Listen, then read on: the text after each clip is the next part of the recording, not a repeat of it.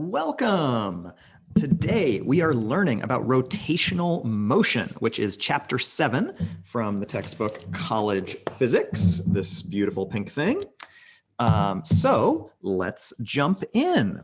Okay, so chapter 7, rotational motion, starts with introducing some new variables. So first, rotational motion is the same as linear motion, except instead of talking about how fast you're going in a straight line, we're talking about how fast you're going around a circle. So instead of linear velocity or velocity along one way in a straight line, we're going to talk about angular velocity. And angular velocity is represented here by this funny looking W. I'm going to be calling it funny looking W, but I think it's actually the lowercase version of the Greek letter omega. So this is lowercase omega, which stands for angular velocity. And we measure angular velocity in radians per second. So how much of a circle it's gone around.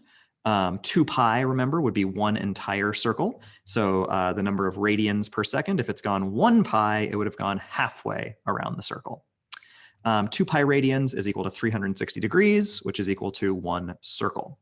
So angular velocity, remember regular velocity is distance over time. Angular velocity is the degrees over time, or actually it's not degrees, it's radians, but it is the angle over time. Okay, so it's the change of theta over the change of time.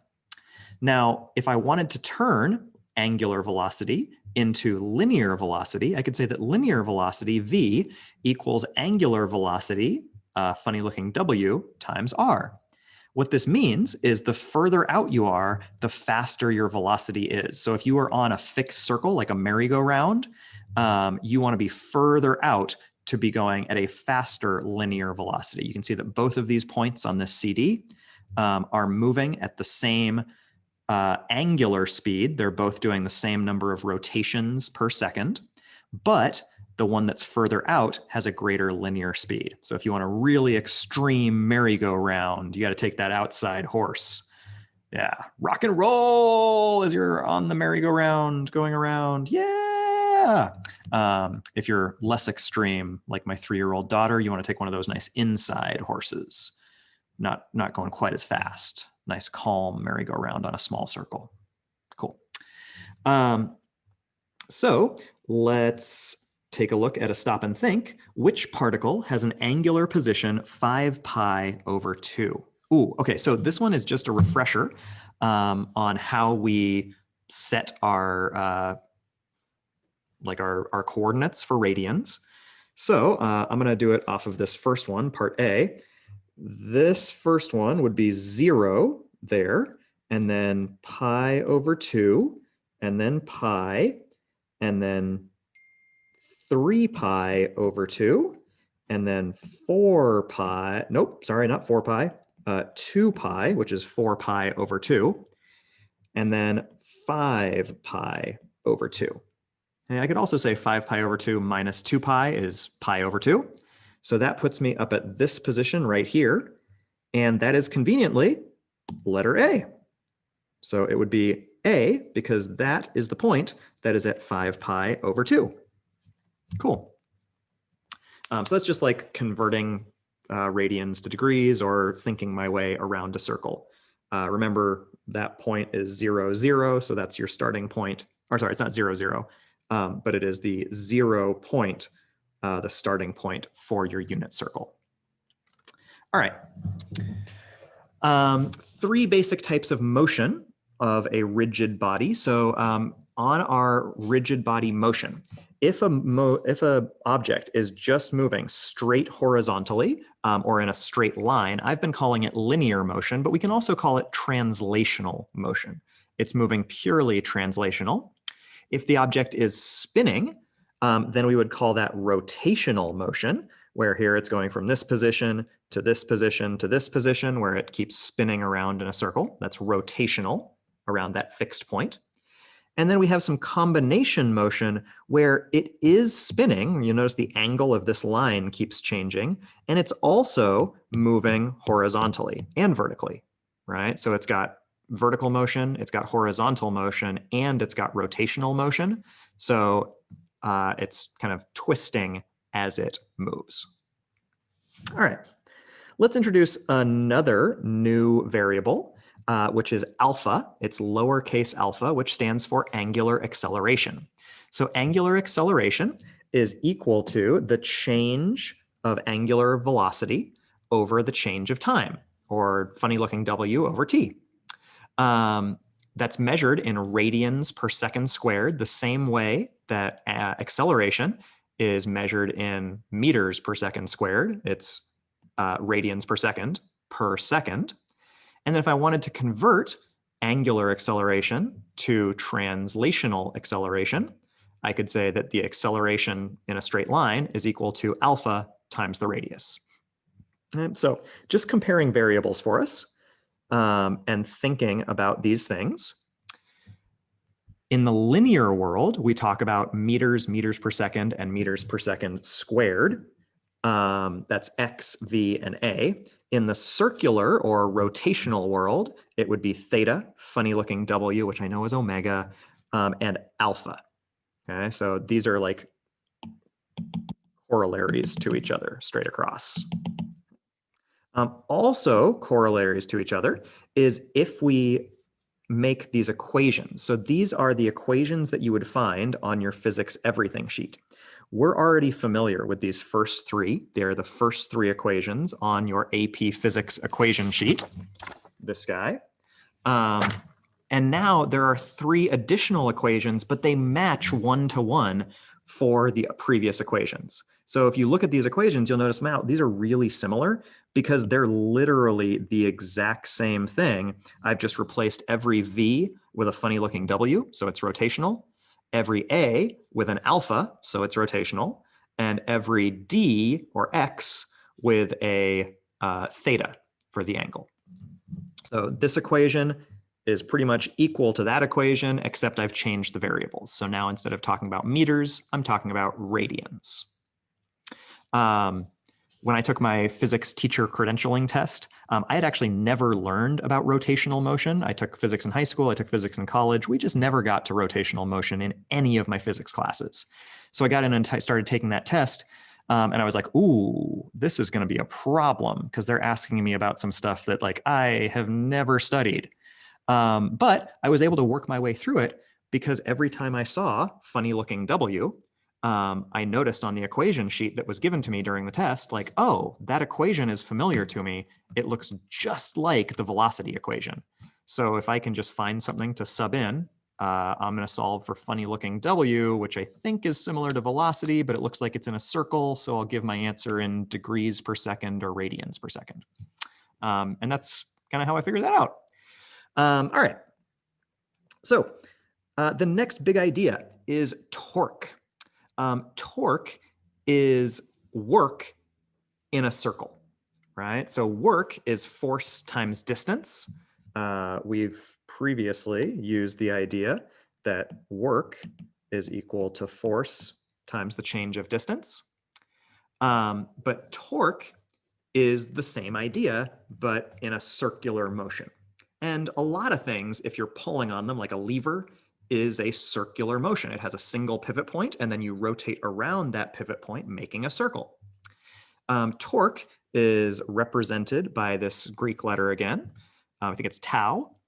And it's equal to the radius of the lever arm, or the radius of away from the pivot, times the force at a, oh, it's not parallel, perpendicular angle. So a force at 90 degrees.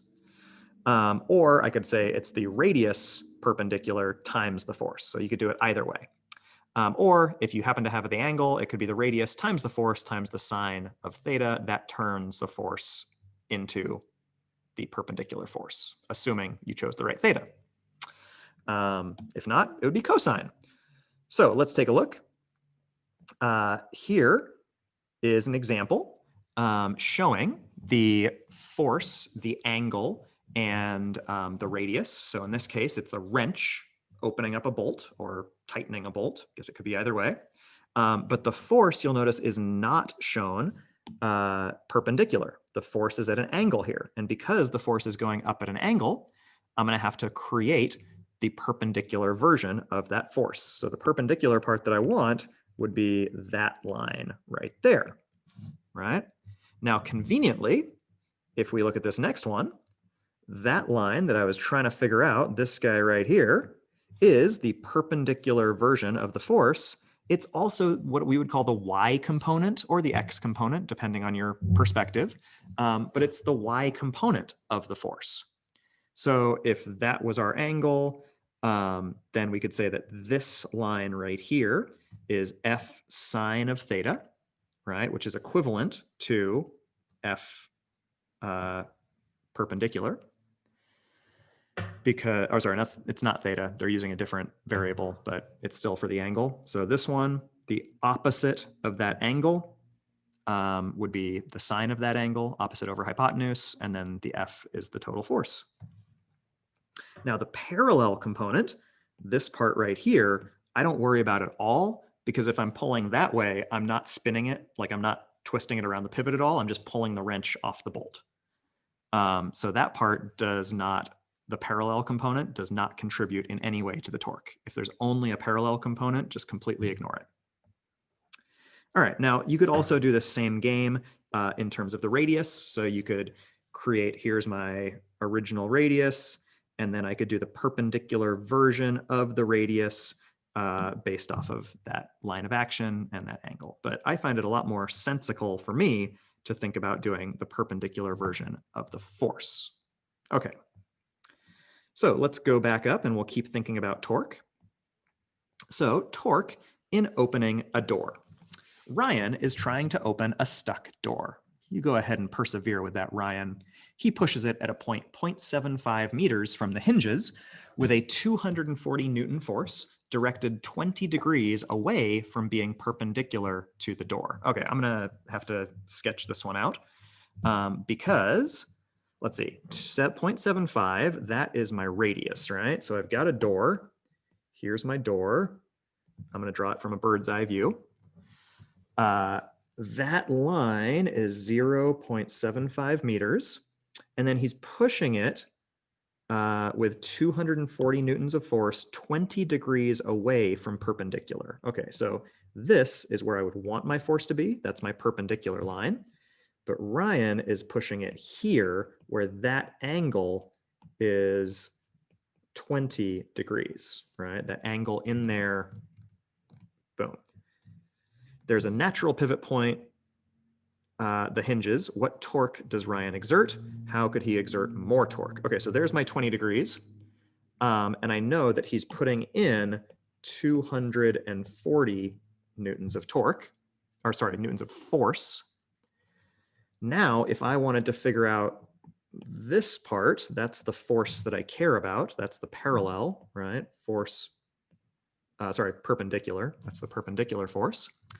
I could say force perpendicular in this case is equal to, this is the adjacent angle, so it's going to be cosine. So it would be force cosine of theta, which is equal to 240 cosine 20. I'll need to use a calculator for this one, which of course I have misplaced. Here we go. All right. So 240 cosine 20 gives me 225.5. F perpendicular is 225.5 newtons. And then I know that the torque is equal to the force perpendicular times the radius, which is equal to 225.5 newtons times 0.75 meters, for a total of 169, which I will round to 170 Newton meters of torque. Okay, so not all of Ryan's effort is actually going into that door. right? Because he's got the wrong angle. So how could he exert more torque? He could push at a perpendicular angle, right? So like 0 degrees off perpendicular. The less off perpendicular, the more perpendicular his push is, the more torque he will exert. So if you actually want something to work, you got to push it at like 90 degrees to the lever arm. So if I want this to move, 90 degrees to the lever arm is going to be my best option.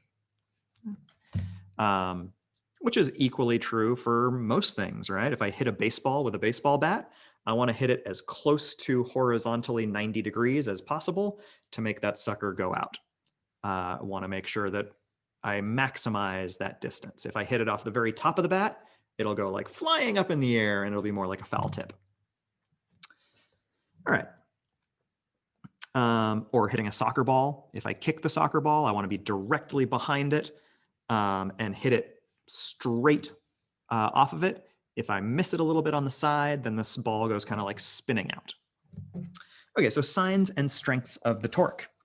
In order to maximize torque, I want to follow these horizontal lines right here, that guy and that guy, the perpendicular ones, they're not horizontal. Then if I look at these guys, straight out or straight in along the radius gives me 0, right? There's 0 torque on that because there's no perpendicular component. And then these guys are somewhere in the middle, the one that comes at the angle. Then you have to find the the perpendicular component of that. And generally we set positive is counterclockwise, and then negative is clockwise. So there's a negative piece if it goes clockwise and a positive piece if it's going counterclockwise, just like following your unit circle around, right? Starting at 0, if I had it here, this would be 0, and then I'd go this way to go positive and this way to go negative on my unit circle. There. Okay. So stop and think. A wheel turns freely on an axle at the center. Given the details in figure 7.21, which of the forces shown in the figure will provide the largest positive torque on the wheel? Okay, so I'm going to go through and just kind of figure these out. So largest positive torque will be a big force at a big radius at a 90-degree angle. So first, looking at this one, that one provides no torque because it's going straight out. It's straight perpendicular from the pivot point, which pushing on the hinge of the door doesn't do anything. This one also provides 0 torque because that would be like pulling on the door out away from the hinges, which again doesn't move it. Let's see. This guy out here, it has a small radius, but a big force. So that would be radius over 2 times 2F gives me a total torque of FR. This one has a radius all the way out of R and a force of F. So that would be FR. And this one has a radius of 1R and a force of 2F. So that would be 2FR. And that makes that our winner. Ding, ding, ding, ding, ding. That is the biggest torque because it's the largest force at the greatest radius at a 90-degree angle. Okay. So now we can talk about center of gravity, which is the same as center of mass. So the center of mass of an object, or the center of gravity of that object, we can find that so that we can use a single weight and find a single torque based off of that single point of weight.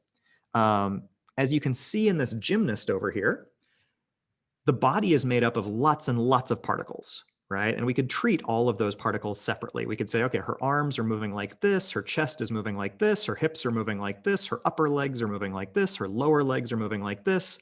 Or we could just say, let's assume that she's one thing. that those parts aren't separate from each other. And her center of gravity is moving in this particular direction. So if you find your center of gravity for a human, it's somewhere near your belly button, like center of body around the belly button or top of hips. It kind of depends on how you hold your weight, but generally somewhere around top of hips-ish and then straight into the center, and that's your center of mass. You got about an equal amount of mass up and an equal amount of mass down, equal amount of mass front, and equal amount of mass back. Equal amount of mass on either side because humans are pretty decent at being symmetrical, like that. All right. So you can find that center of mass or center of gravity, and then use that to find the overall torque. So the net torque, or torque net, is equal to the sum of all the torques, torque 1 plus torque 2 plus torque 3, etc. All right, so if we have two forces acting on the wheel shown, what third force acting at point P will make the net torque on the wheel 0? So here's P. This pivot has a force acting on it that way, and that does absolutely nothing because that force is perpendicular to the pivot, right? Again, it's like grabbing the hinges of the door and pulling on it. It doesn't do anything. So that one doesn't mean anything. This one is at a radius, right? I've got a radius here, and it's a good, decent force going that way. So the overall torque would be in that direction for that one, right? I guess I should draw it over here, that direction around the circle. So P needs to send the object back the other way to balance to 0, right? So I need it to overall go that way. And in order for that to happen, I need it to go vertically, right? So the torque has to go vertically. So right away, I can get rid of B, D, and E. Now I've got little force or big force. Well, this one is all the way out at radius R. So in order to balance it, that's much closer to the pivot, this is maybe half of R, I'm going to need a force that's twice as big. So I'm going to make it twice as big like that, and that means it is A. The bigger force is necessary because the radius is not as big. And since torque equals force perpendicular times radius, I'm going to need a bigger force to make up for the smaller radius. All right. Torque on a flagpole.